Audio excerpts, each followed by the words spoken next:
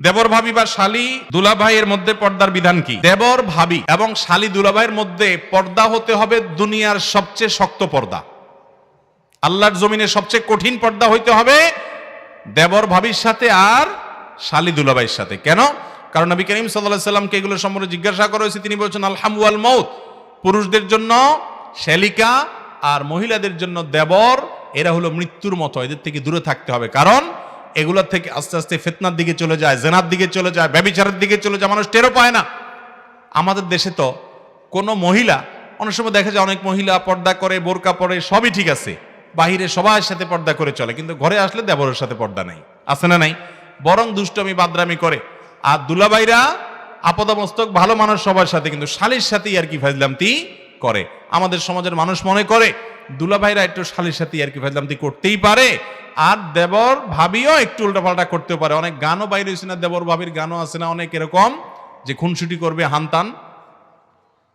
এগুলো হলো শয়তানের সবচেয়ে বড় অস্ত্র, সবচেয়ে বড় অস্ত্র। অনেক মুরব্বীরা আছে এগুলো দেখেও না দেখার ভান করে, না দেখার ভান করলে আপনি দায়ুস হবেন এবং জাহান্নামে যাবেন, হাদিসের নির্দেশ অনুযায়ী জান্নাতে যেতে পারবেন না, সাবধান হতে হবে। অনেক মহিলাকে বাসায় দেবররা ডিস্টার্ব করে, ইয়ারকি ফাজলামতি, কোনো ইয়ারকি ফাজলাম নেই, এখানে সবচেয়ে শক্ত হতে হবে। বাহিরের একজন মানুষের সাথে পর্দা যেরকম করবেন, দেবরের সাথে আরো বেশি পর্দা করতে হবে, কারণ এখানে ভয় বেশি, এখানে ফিতনা বেশি। এবং দুলাভাই যিনি হবেন পুরুষ, তিনি বাহিরে অন্য মহিলার সাথে পর্দা যতটা করবেন, চোখ যতটা হেফাজত করবেন, আপনার শ্বশুর বাড়িতে শ্যালিকার সাথে তার চেয়ে বেশি পর্দা করতে হবে। ফাইজলামতির নাম দিয়া কত দিকে মানুষ চলে যায়, কত সংসার ভেঙে যায়, কত সর্বনাশ হয়, পরে যায় মানুষ টের পায়। আল্লাহর বিধান মানতে প্রথমে মজা লাগে না, ঠেলা পড়লে ঠিকই বুঝে। আল্লাহ তাআলা আমাদের বুঝার তৌফিক দান করুন। এক ব্যক্তি তার স্ত্রীকে একসাথে 3 তালাক দিয়ে দেন, পরে মসজিদের ইমাম সাহেব ফতোয়া দেন যে রাগের মাথায় তালাক দেওয়ার কারণে তালাক সঠিক হয়নি মর্মে একসাথে সংসার করার হুকুম দেন। ভাইরা আমার, রাগের মাথায় তালাক দিলে তালাক হবে কিনা? আমাদের দেশে অনেক সময় দেখা যায় প্রশাসনের তরফ থেকেও বিভিন্ন বিলবোর্ড লেখা হয় রাগের মাথায় তালাক দিলে তালাক হয় না, আর অনেকে এরকম নিজের মতো ফতোয়া দেন। ভাইরা আমার, তালাক কি মানুষ প্রেম ভালোবাসা মহব্বত করতে করতে তালাক দিয়ে দেয়? মানে ভালোবাসা আর আতিশয্যে এত প্রেম স্ত্রীর সাথে হচ্ছে আজকে, যে ভালোবাসার জোয়ার আসছে আর বলছে তোমার তালাক দিয়ে ফেললাম, এরকম হয়? তালাক তো হয়ই রাগের মাথায়। তাহলে তো রাগের মাথায় যদি তালাক না হয়, তাহলে দুনিয়াতে কোনো তালাক আর হবেই না। কি বলেন? এগুলো পাগলামি মার্কা কথা। সারা দুনিয়ার সমস্ত ওলামা একরাম একমত, রাগের মাথায় তালাক দিলে তালাক হবে। ভাই, সারা পৃথিবীর সব আলেম একমত, কোনো দ্বিমত নাই কারোর, সকল চিন্তার। তালাক নিয়ে ছেলে খেলা করবেন না। অতএব তালাক রাগের মাথায় দিলেও তালাক হয়ে যাবে। যদি কারোর রাগ এত মারাত্মক হয়, রাগের চোটে ও ডাইরেক্ট হয়ে গেছে, পাগল হয়ে গেছে, কি বলে সে টেরও পায় না। অন্যরা আশেপাশে বলছে তুমি তো রাগ হওয়ার পরে, মাথা গরম হওয়ার পরে এটা বলছিলা, সে বলে তাই নাকি, আমি তো কিছু জানি না। এই টাইপের রাগ যদি হয় যে মাতালের মতো হয়ে গেছে, কিচ্ছু জানে না, তাহলে শরীয়ত তারে মাজুর রাখছে, ঠিক আছে বেচারা কি বলছে নিজেও জানে না, এই জন্য তারটা মাপ। কিন্তু আপনি জানেন, কিন্তু বলছেন ভাই আসলে মাথা গরম হয়ে গেছিল তো এই জন্য বলে ফেলছি। আপনার রাগের মাথায় একটা ধারালো ছুরি দিয়া আমার বুকে দিলেন একটা কোপ, আমি মরে গেলাম। এবার আপনি বললেন ও সরি জজ সাহেব, হুজুর, জিব্বা কামড়ায় বললেন আমি দুঃখিত, রাগের মাথা দিয়ে ফেলছিলাম তো, সরি। কি বলেন, আমি তো জীবিত হয়ে যাবো, তাই না? মরা মানুষ জিন্দা হবে? তালাকটা এরকম ডেঞ্জারাস বিষয়, খবরদার যেন তেনভাবে তালাক দিবেন না। বউয়ের সাথে কিছু হইলেই যারা তালাক দিতে উদ্যত হয়, তালাকের কথা বলে, এগুলো ছোট লোক পুরুষ। কথা কি বুঝাতে পারছি? কথায় কথায় তালাক দিতে যাবেন না। আল্লাহ আমাদের বোঝার তৌফিক দান করুন। বাচ্চারা মসজিদে হইচই করলে সেক্ষেত্রে তাদেরকে ধমক দিয়ে কথা বলা যাবে কিনা? বাচ্চারা যদি মসজিদে হইচই করে, ডিস্টার্ব করে, প্রথম কথা হলো এত ছোট বাচ্চা যদি হয় যে নামাজের কিচ্ছু বুঝে না, 3 বছরের বাচ্চা, 2.5 বছরের বাচ্চা আপনি নিয়ে আসছেন, ও নামাজের কিছুই বুঝে না, তাহলে এটা আপনি ভুল করছেন। কারণ ওর তো নামাজ বুঝে না, ওরে মসজিদে কেন আনবেন? বড় মসজিদে পেশাব করতে পারে, নোংরা করতে পারে, বুঝবে না ও। এত ছোট বাচ্চা মসজিদে আনবেন না, যদি আনেনও তাহলে যাতে মানুষের ডিস্টার্ব না করে খেয়াল করবেন। কিন্তু কোন বয়সের বাচ্চা নামাজে ডিস্টার্ব করছে দেখে বাচ্চাকে ধমক দেওয়া কখনো জায়েজ হতে পারে না। কথা কি বুঝাতে পারছি? বাচ্চাকে, এমন বাচ্চাকে আনে যে বাচ্চাটা নামাজের কিছুই বুঝে না, অযথা ডিস্টার্ব করছে, তাহলে অভিভাবককে ডেকে সুন্দর করে বুঝাই দিবেন, ভাই এত ছোট বাচ্চা মসজিদে আনলে ও তো বুঝে না, কিন্তু 5 বছর 4 বছর হয়ে গেছে, নামাজ বোঝা শুরু করছে, দেখে দেখে নামাজ পড়তে পারে, 6 বছর হয়ে গেছে, 7 বছর হয়ে গেছে, তাহলে এইরকম বাচ্চাকে তো মসজিদে আনতেই হবে। কারণ আজকের বাচ্চা, আজকের শিশু আগামী দিনের মুসল্লি, ঠিক কিনা? অতএব বাচ্চাদেরকে ধমক দেওয়া যাবে না। নবী করিম সাল্লাল্লাহু আলাইহি সাল্লাম সিজদায় গেছেন, ওনার নাতি হাসান বা হোসেন রাদিয়াল্লাহু তাআলা আনহুমা পিঠের উপরে উঠে বসে আছে, উনি সিজদায় গেছেন, নানার পিঠে উঠে চড়ে বসছে। এখন যতক্ষণ পর্যন্ত তারা পিঠের উপর থেকে না নামছে, নবী করিম সাল্লাল্লাহু আলাইহি সাল্লাম ওইভাবে সিজদায় পড়ে আসেন, কিচ্ছু করার নাই, নাতি উপরে উঠে বসে আছে, উঠতে গেলে পড়ে যাবে। কোন হাদিস থেকে এটা জানা যায় না যে নবী সাল্লাল্লাহু আলাইহি সাল্লাম এরপরে ফাতেমা রাদিয়াল্লাহু তাআলা আনহাকে ডেকে ধমক দিয়েছেন, ফাতেমা কেন নাতিদেরকে ধরো না, আমার নামাজে ডিস্টার্ব হয়েছে। উনি ধমক দিয়েছেন এরকম কোনো প্রমাণ পাওয়া যায় না, বরং ধৈর্য ধারণ করেছেন। এই জন্য বাচ্চারা একটু উল্টা পাল্টা করলে ধৈর্য ধারণ করবেন। মসজিদে আসতে যদি ধমক দেন, ওরা কি সিনেমা হলে যাবে নাকি? অতএব বাচ্চাদেরকে মসজিদে আসতে দিতে হবে, বিশেষ করে যখন নামাজ বোঝা শুরু করবে, তখন মোটামুটি দেখে দেখে নামাজ পড়তে পারে এরকম যখন হয়ে যাবে, তখন থেকে বাচ্চাদেরকে মসজিদে আসার ব্যাপারে উৎসাহ দিতে। অনেক মুরব্বী আছে, চাচারা আছে, ধমক ছাড়া কিচ্ছু জানে না, পোলাপান দুষ্টামি করলে। আরে বাবা, পোলাপানের কিছু দুষ্টামি হজম করতে হবে, এত বেসবর হলে হবে না। নবী করিম সাল্লাল্লাহু আলাইহি সাল্লাম যদি বাচ্চাদের এগুলাকে হজম করেন, আপনি কে ধমক দেওয়ার? আর এটা আল্লাহর ঘর, আপনি কে ধমক দেওয়ার? অনেকে এত বেশি ধমক দেয়, ওই পোলাপান জীবনে আর মসজিদের ধারে কাছে যায় না। তাইলে এই বুড়া মুরব্বীরা গুনাহগার হবে কি হবে না? ধমক দিয়া সাবধান থাকতে হবে। আর বাবা মারাও সাবধান থাকতে হবে, যে বাচ্চা একেবারে ছোট তাকে আনবে না, এমনকি যে বাচ্চা বুঝতে শিখছে তাকে আনলেও যথাসম্ভব নিজের কাছে রাখবে, দুষ্টামি করতে গেলে যাতে মানুষের ডিস্টার্ব করতে না পারে। বাবা মাকে দায়িত্বশীল হতে হবে। একান্ত কোনো বাচ্চা প্রতিদিনই সীমাহীন জ্বালায় দুষ্টামি করে, বাবাকে আস্তে আস্তে কানে কানে বুঝায় বলে দেন। বাচ্চার সামনে বাবাকেও ধমক দিতে যাবেন না। অনেকে বাবারে এমন ধমক দেয়, বাচ্চা বুঝে যায়, হায় রে আমার বাপে আমাকে আইনে বিরাট অপরাধ করে ফেলছে। এগুলা উচিত নয়। আমি 16-17 বছরের একজন কিশোর। এমন সময় আমার নিজের রোজগার করে চলার মতো সামর্থ্য হয়নি। আমার বাবা হারাম ব্যবসা করে, আমাদেরকে হারাম রিজিক খাওয়ায়। শুনেছি হারাম রিজিক খেয়ে ইবাদত করলে নাকি কবুল হয় না। এমন অবস্থা আমার করণীয় কি? যে তরুণ বে যুবক ভাই এই প্রশ্ন করেছেন, আপনার এই প্রশ্নে আমি আপ্লুত হয়েছি। কারণ বয়সে তরুণ হওয়ার পরও হারাম নিয়ে দুশ্চিন্তা করা, নিজের শরীরে হারাম যেন প্রবেশ না করে সেজন্য টেনশন করা, পেরেশান হওয়া, এটা সাচ্চা ইমানদার এবং মুত্তাকি মানুষের আলামত। আলহামদুলিল্লাহ, এরকম তরুণ আমাদের সমাজের মানুষকে আশার আলো দেখায়। এরকম তরুণে যদি আমাদের এলাকা ভরে যায়, পরিবারগুলো ভরে যায়, গোটা দেশ পরিপূর্ণ হয়ে যায়, তাহলে এই দেশটা সোনার দেশ হতে আর কিছু লাগবে না ইনশাআল্লাহ। যে যুবক হারাম এবং হালাল চিনবে, ন্যায় এবং অন্যায় চিনবে, অপরাধ এবং পুণ্যের কাজ এটাকে পরখ করতে পারবে এবং নিজেকে সকল অন্যায়, অবিচার, হারাম, অবৈধ, গুনাহের বিষয় থেকে বাঁচিয়ে রাখার জন্য সংগ্রাম চালানোর মানসিকতা থাকবে, এই যুবক হলো এই সমাজের সবচেয়ে বড় সম্পদ ইনশাআল্লাহ।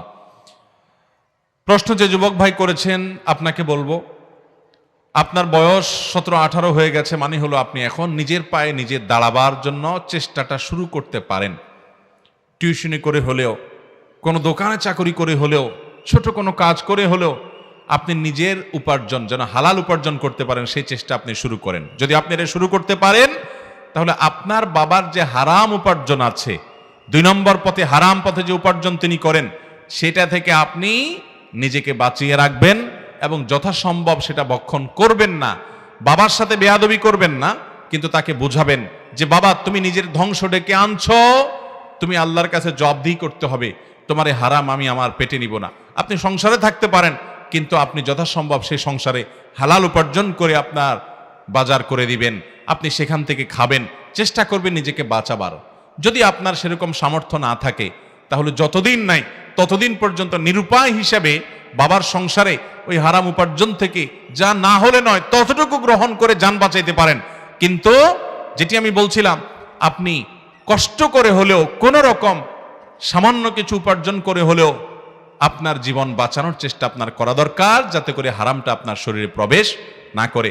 যদি আপনি একান্ত নিরুপায় হন যে আপাতত কোনো উপায় উপার্জন করার কোনো পথই নাই, তাহলে খুব দ্রুততার সাথে চেষ্টা করবেন উপার্জনের রাস্তা খোলার। ততদিন পর্যন্ত বাবার ওই হারাম উপার্জন থেকে নিরুপায় হিসেবে যা না হলে নয় ততটুকু গ্রহণ করা আপনার জন্য জায়েজ হবে। সেই সাথে আল্লাহ তাআলার কাছে আপনি ইস্তেগফার করবেন, আল্লাহ, হারাম আমি নিজে লিপ্ত হলাম না, আমার বাবা লিপ্ত হলো, আমার জন্য হয়তো জায়েজ আছে নিরুপায় হিসাবে জান বাঁচানোর মতো কোনো কিছু গ্রহণ করা যদি নিরুপায় হয়, কিন্তু হারামের যে একটা ক্ষতি আছে সেটা থেকে তো বাঁচার উপায় নাই। এটা তো একটা প্রভাব আছে, ইবাদতের স্বাদ নষ্ট করে দেয়, ইমানের তেজ নষ্ট করে দেয়, তাকওয়াকে ভোঁতা করে দেয়। আল্লাহ, আমি এই হারামের ক্ষয়ক্ষতি থেকে আমি আপনার কাছে আশ্রয় চাই, নিরাপত্তা চাই। আল্লাহর কাছে দোয়া করবেন এবং সৎ সাহস রাখবেন। আমাদের দেশে যুবকদেরকে দেখা যায় যে অনেক বড় হয়ে যাওয়ার পরও তারা উপার্জন করে না, অথচ ছাত্র জীবন থেকেই আমরা আমাদের যে সময়গুলোকে অপচয় করি, আড্ডাবাজি করে, অহেতুক বিভিন্ন কাজের পেছনে, সেগুলোকে বাঁচিয়ে যদি আমরা উপার্জন শুরু করার চেষ্টা করি, অনেকেই কিন্তু করতে পারেন। আমি আমার কথা বলতে পারি, আমি যখন মাদ্রাসায় পড়ি এবং আমার বয়স ঠিক আপনি যে লিখেছেন 16-17 বছর, এরকম বয়স আমার মনে আছে। যশোরের একটি মাদ্রাসা আমি পড়াশোনা করা অবস্থায় আমি একটা মসজিদে ইমামতির দায়িত্ব নিয়েছি এবং মক্তবে পড়ানোর দায়িত্ব নিয়েছি, এবং এই দুইটির বিনিময়ে আমি কিছু উপার্জন করতাম। সেই উপার্জনের টাকাটা আমার বাবার সংসারে আমি দিতাম। আমার বাবার অনেক ব্যবসা বাণিজ্য ছিল, কিন্তু হঠাৎ একটা দুর্ঘটনায় সকল ব্যবসা বাণিজ্য সব শেষ হয়ে নিঃস্ব হয়ে গেছেন। আমি নিজে উপার্জন করে সংসারে বাবাকে সহযোগিতা করেছি। আমার মনে আছে 4 বছর ছাত্র জীবনে আমি উপার্জন করেছি। প্রতি মাসে প্রায় 600 টাকা বেতন পেতাম তখন। এই 600 টাকা বেতন থেকে 1 টাকা কোনোদিন আমি নিজে কাটি রাখি নাই, বরং পুরো টাকাটা বাবাকে দিয়েছি বাবার সংসারে কাজে লাগাবার জন্য, নিজে চলার জন্য। আলহামদুলিল্লাহ, বাবা কখনো দিয়েছেন সেটা দিয়ে চলেছি, দরকার হয়েছে চেয়ে নিয়েছি, কিন্তু আল্লাহর ফজলে কখনো ওই টাকা থেকে ফুর্তি ফার্তা করার জন্য যেগুলো করা, কাটাকাটি টাকা রাখা, সেখান থেকে টাকা কেটে রাখা বা নিজে খরচ করে ফেলা, সেটা আমি করি নাই। তো আমি যদি আজ থেকে আরো বহু বছর আগে মাদ্রাসার ছাত্র হয়ে আমি যদি আমার উপার্জন করে 4 বছর বাবার সংসার চালাইতে বাবাকে সহযোগিতা করতে পারি, আপনারা যুবকরা চেষ্টা করলে পারবেন না ইনশাআল্লাহ? আমাদের যুবকরা আজকাল আমাদের সময়গুলোকে ধ্বংস করে। ইউরোপিয়ান আমেরিকানদের মধ্যে অনেক খারাপ বিষয় থাকলেও তাদের অনেক ভালো বিষয় আছে যেগুলো আমাদের জন্য দৃষ্টান্ত হতে পারে, যেগুলো মূলত ইসলাম আমাদেরকে বলেছে, সেগুলো তারা আমল করে, ইসলামের এই নির্দেশনাগুলো। তার মধ্যে থেকে একটা হলো যে প্রাপ্তবয়স্ক হয়ে গেছে, বালেগ হয়ে গেছে এই বাচ্চাগুলো, এই ছেলে মেয়েগুলো প্রাপ্তবয়স্ক হওয়ার পর দেখা যায় তারা নিজেরা নিজেদের কাজ করে। অনেক বড় বড় ঘরের ছেলে মেয়েরাও কাজ করে।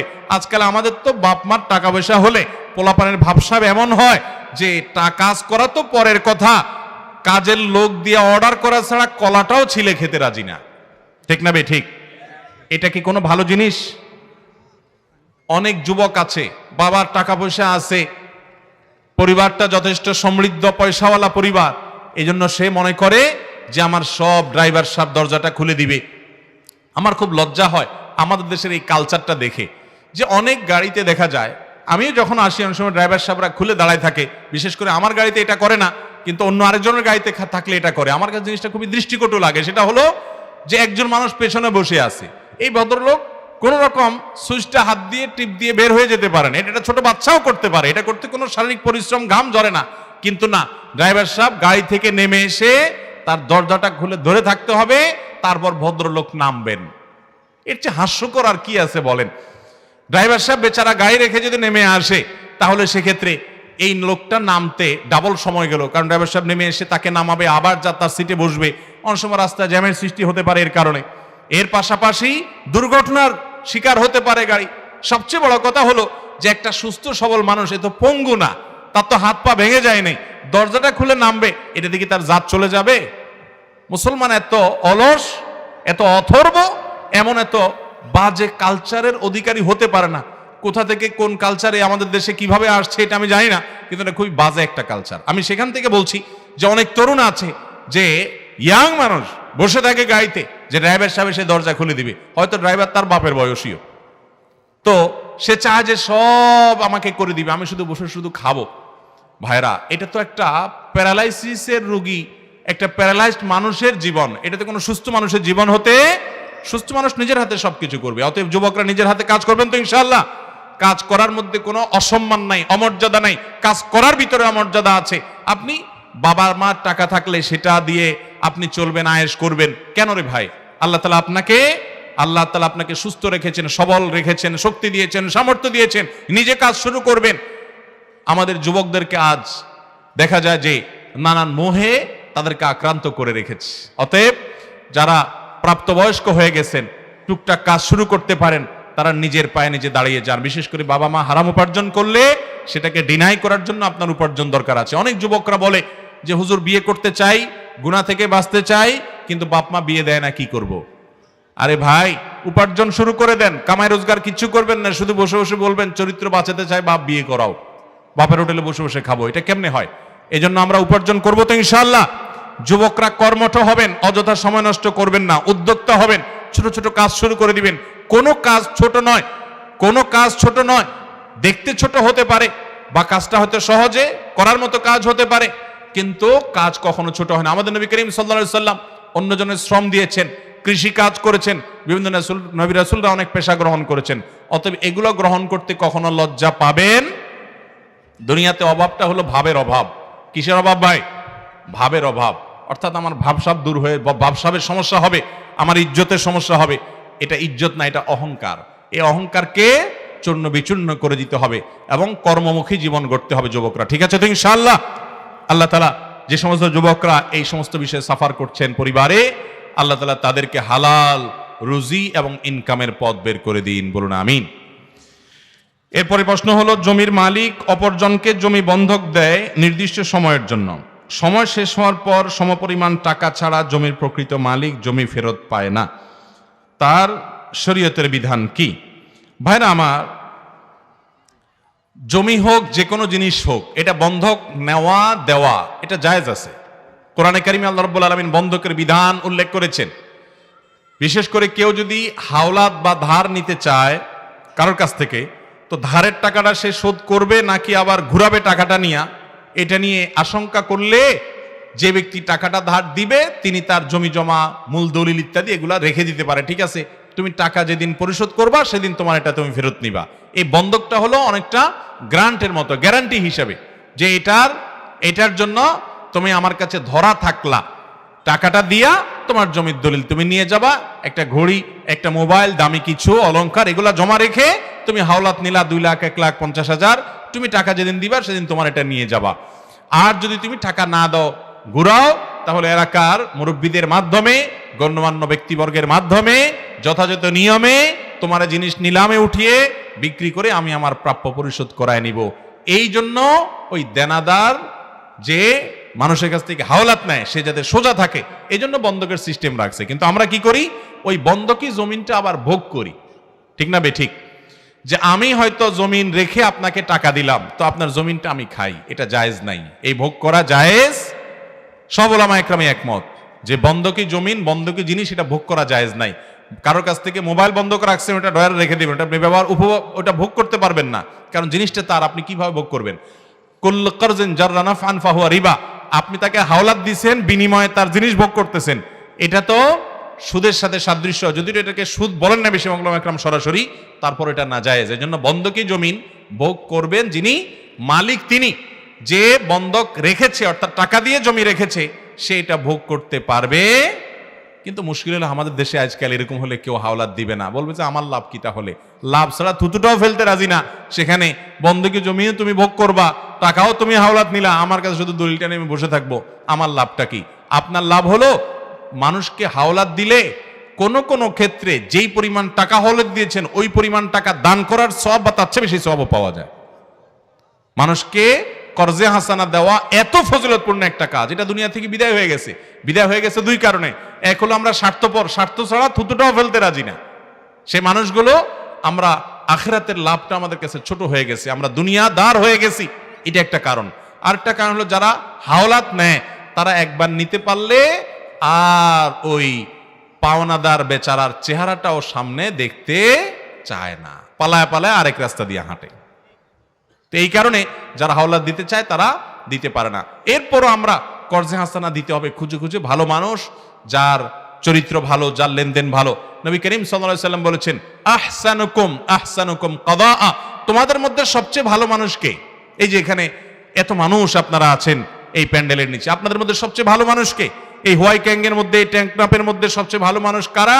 নবী করিম সাল্লাল্লাহু আলাইহি সাল্লাম বলেছেন, আহসানুকুম কাদাআ, তোমাদের মধ্যে যারা দোকান থেকে বাকি খাওয়ার পর, কারোর কাছ থেকে টাকা হাওলাত নেওয়ার পর পরিশোধ করার সময় ভালো মানুষের পরিচয় দেয়, সময় মতো পরিশোধ করে, 2 নম্বরই করে না, এই মানুষগুলো হলো সবচেয়ে ভালো মানুষ। এগুলোর সংখ্যা অনেক বেশি না কম? দোকান থেকে একবার বাকি নিতে পারলে আর ওই দোকান থেকে নগদও কিনা খায় না, অন্য আরেক দোকান থেকে নগদ কিনে খায়। এত নিকৃষ্ট মানুষ এই সমাজে, সে যে নিজে নিকৃষ্ট সেটা বুঝেও না, যে একটা মানুষ আমাকে বাকি দিল, উপকার করলো, আর আমি তার বাকির টাকা পরিশোধের ভয়ে অন্য দোকানতে নগদ খাই, ওই দোকানের সামনেও যাই না। আছে না এই রোগের রোগী? ভাইরা আমার, টুপি দেওয়া মুসলমান বহুত পাওয়া যায় মাথায়, কিন্তু লেনদেন কাজ কারবারে মুসলমানের মতো আচরণ করার মতো মানুষের সংখ্যা অনেক কম। আমরা সবাই চেষ্টা করবো তো ভালো হওয়ার। আল্লাহ আমাদেরকে তৌফিক দান করুন। আমার ব্যবসায়িক পার্টনার কোনরূপ প্রমাণ ছাড়া আমার উপর অন্যায়ভাবে মোটা অঙ্কের টাকা জন্য মিথ্যা দায় আরোপ করছে, কিন্তু এতে শপথ করে আমাকে দায় এড়াতে হচ্ছে। এক্ষেত্রে আমার করণীয় কি? কোনো অসুবিধা নাই। আপনি যদি সত্যের উপরে প্রতিষ্ঠিত থাকেন, সে আপনার উপরে মিথ্যা কথা আরোপ করছে, সত্য কথা যেহেতু আপনি বলছেন, যে সে কথার কথা আপনাকে বলল তোমার কাছ থেকে আমার এত টাকা পাওনা আছে, আসলে আপনার কাছে পাওনা নাই, মিথ্যা কথা বলছে, আপনি যদি জানেন, তাহলে আপনি শপথ করতে কোনো অসুবিধা নাই, কারণ সত্য কথার সপক্ষে শপথ করতে সমস্যা নাই। অনেকে আমরা শপথে অনেক বেশি ভয় পাই, এত ভয় পাওয়ার জিনিস না যদি আপনি সত্যের উপরে থাকেন। হ্যাঁ, মিথ্যার ব্যাপারে যদি শপথ করেন তাহলে এটা ডেঞ্জারাস অপরাধ, কারণ আপনি একে তো মিথ্যা বলছেন, আবার আল্লাহর কসম করে আল্লাহকে সে মিথ্যা কথার সাক্ষী বানাচ্ছেন। এটা খুবই জঘন্য অপরাধ, ডাবল অপরাধ, যে আল্লাহকে আপনি আপনার মিথ্যার জন্য ব্যবহার করছেন, অন্যায় করছেন আল্লাহর সাথে, আল্লাহর শানে বেয়াদবি করছেন, আবার মিথ্যা কথা বলছেন। অতএব মিথ্যা সাক্ষ্য দাও, মিথ্যা শপথ করা এটা ডেঞ্জারাস অপরাধ, কিন্তু সত্য শপথ করতে দোষ নাই। তবে শপথ হবে সঠিক পদ্ধতিতে, কোরআন ছুঁয়ে শপথের শপথ নয়। শপথ হলো আল্লাহর নামে হবে। নবী করিম সাল্লাল্লাহু আলাইহি সাল্লাম বলেছেন, মান আরাদা আন ইয়াহলিফা ফালইয়াহলিফ বিল্লাহি আও লিয়াসমুত। কেউ যদি শপথ করতে চায় সে আল্লাহর নামে শপথ করবে, আর না হলে চুপ থাকবে। অন্য কোনো ভাবে শপথ হবে অমুকের কিরা তমুকের কিরা, মাথা ছুঁয়ে এটা ছুঁয়ে সেটা ছুঁয়ে না। সে মুখে বলবে আমি আল্লাহর শপথ করে বলছি যে আমি এই বিষয়ে এই আমার বক্তব্য, বাস সেইভাবে শপথ করবে, এবং এই শপথে কোনো গুনাহ হবে না, বিশেষ করে যখন তার পার্টনার তার উপরে জুলুম করছে। মৃত ব্যক্তির ইসালে সওয়াবের উদ্দেশ্যে খতমে কোরআন শেষে হাদিয়া নেওয়ার বিধান কি? ভাইরা, মৃত ব্যক্তির মাগফিরাতের জন্য দোয়া করে বা তার জন্য ইসালে সওয়াবের উদ্দেশ্যে কোরআন তেলাওয়াত করে বা কোনো একটা নেক আমল করে এটার বিনিময় গ্রহণ করাও জায়েজ নাই, বিনিময় দেওয়াও জায়েজ নাই, দুইটাই হারাম। কথা কি বুঝাতে পারছি? মুশকিল হলো যে আমরা অনেকে আছি আমার মা বাবার জন্য হুজুর দিয়া দোয়া করাই, এখন টাকা ছাড়া তো হুজুর দোয়াও করবে না, এই জন্য আমরা হুজুরের টাকা দেই। হুজুর টাকা নিয়েও হারাম খাইলো, আপনি দিয়েও হারাম করলেন। কথা কি বুঝাতে পারছি? এটা গুনাহের কথা, কারণ আখেরাতের কোনো কাজ, সরাসরি আখেরাতের কাজ, তেলাওয়াত, ইবাদত, এগুলোর কোনো পারিশ্রমিক কারোর কাছ থেকে নেওয়া জায়েজ নাই। হ্যাঁ, দুনিয়ার বিষয়ে দোয়া করাইছেন আপনি, একটা দোকানের ব্যবসা যেন ভালো হয়, একটা দুনিয়াবি বিষয় মানুষ যেন সুস্থ হয়, সেজন্য দোয়া করাইছেন, তিনি দোয়া করেছেন, তার জন্য আপনি পারিশ্রমিক দিয়েছেন, এটাকে ওলামায়ে কেরাম অনেকে জায়েজ বলেছেন। বাট মুর্দা কেন্দ্রিক কোনো বিষয়ে মুর্দার জন্য দোয়া করাইছেন বা আপনারা যদি কিছু করছেন, এগুলো জায়েজ না। ভাই আসলে দোয়া করানোই ইসলামে না। ইসলাম হলো মুর্দার জন্য নিজে দোয়া করবেন অথবা কারোর কাছ থেকে দোয়া চাইবেন। করানো বলতে কিছু নাই, দোয়ার তিনটা ভার্সন আছে, একটা করা, একটা চাওয়া, আর একটা করানো। করা হলো নিজে নিজে দোয়া করা, আর চাওয়া হলো ভাই আমার বাবার জন্য দোয়া করিয়েন, হুজুর আমার মার জন্য দোয়া করিয়েন, এটা হলো চাওয়া। আর করানো হলো টাকা দিয়া, পয়সা দিয়া, আগরবাতি আনায়া, জিলাপি আনায়, আজকাল তো জিলাপি নাই, আজকাল আরো ভালো কিছু দেয়, নিমকি টিমকি মিষ্টি মুষ্টি মিলায়া প্যাকেট ধরে দিলেন, হুজুরের একটা বাজেট দিলেন, এবং সাথে আগরবাতি ইত্যাদি, গোলাপ জল ইত্যাদি আনলেন। অর্থাৎ কিছু পয়সা খরচ করা লাগে, যেটাকে বলে দোয়া করানো। এটাকে বলে কি? দোয়া। এই করানো ইসলামে নাই। দোয়া চাওয়াও আছে, দোয়া করাটাও, নিজে দোয়া করেন বা কারোর কাছে দোয়া চান, দোয়া করাইতে যাবেন না মুর্দার জন্য, বিশেষ করে এটা জায়েজ নাই। কোন আলেম যদি মিথ্যা কথা বলে এবং সরাসরি নানান ধরনের দুর্নীতির সাথে জড়িত থাকে, তবে ইমামের পিছনে নামাজ আদায় করা যাবে কি না? ইমাম যদি এরকম কোন অপরাধের সাথে প্রকাশ্যে জড়িত হয়, ফাসিক মুআলিন হয়, সে যে অপরাধ করে এটা সবাই জানে, একদম খুল্লম খোলা। যেমন আপনাদের এই টেকনাফের দিকে আমি জানি অনেক ইমাম সাহেবও নাকি মাদকের কারবারে জড়িত